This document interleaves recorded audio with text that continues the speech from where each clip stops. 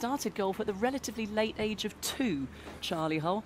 So she's been playing 17 years already, longer than some of the players out here. Great player, a wonderful competitor, shot 66 yesterday. Let's hear more from her. Charley, we've talked about some of the great things you've been able to do in your young life in golf. What was the Solheim Cup experience like? I guess there were a few ups and a few downs as well. Oh, it's wicked. I enjoyed it. It was a great week and I played great, I felt. And I've had a great time and I've had a good few weeks as well. It was good to have all my family there as well because they've never really experienced something like that. Everyone talked about that much talked about incident and it got to a lot of people. It affected you a fair bit? Yeah, but in the afternoon I forgot about it and just went out there and played golf. I think I was like 6 under through 16 holes and Christy Kerr was like 9 under. So at the end of the day she played pretty good and I played solid as well.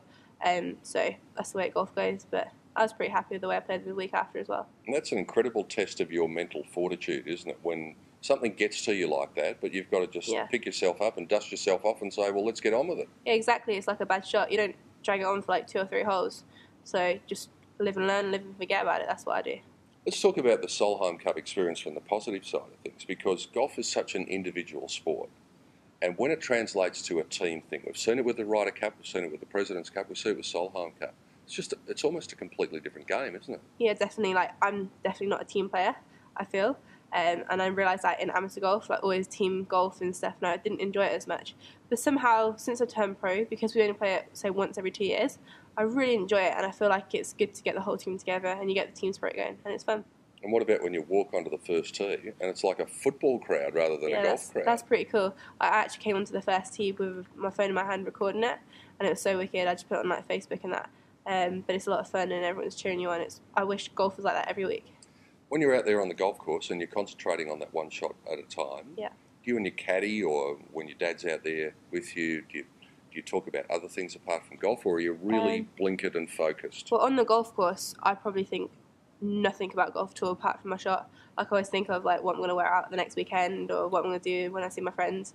But no, I never think about golf on the golf course. It's the last thing I think about, actually, rather than hitting the shot. It's quite random, but it's quite funny. Well, it's probably the best way to be, because it's got to relax you a little bit, because it's a long time out on the golf course these days, isn't it? It's plus 5 hours, so you'd be a nervous wreck by the time you finished. Yeah, definitely.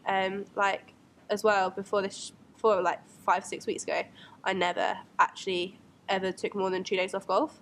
And lately I've taken like 5 days off golf. I went on a holiday and then taken another couple of days off golf, and it actually feels like it's done my game good, touch wood. One last thing. You talked about the fact that you don't set goals for yourself. But, of course, major championships are something that all players look towards. Would the British Open be the one? If you were going to win a major championship, would that be the one, your home Open? Yeah, British Open, definitely, or Craft and Bisco, because that's the first ever major that I played in. But yeah, I'd say British Open. I love it. And if it was the British Open, would you like it to be a particular course that you win and hold up the trophy? Yeah, I'd love to be at my home golf course, Woburn, where it is next year. That would be brilliant. And I'd love to win at Birkdale or St Andrews.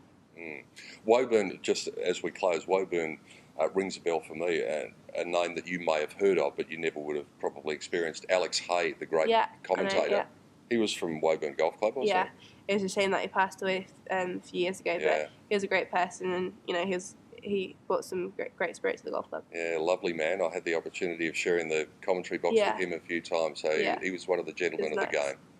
Well, I hope you get to do that at Woburn one day. Thanks for your time, Charley. Enjoy the week here. Cheers, thanks. And hopefully the runny nose will clear up by the end of the week.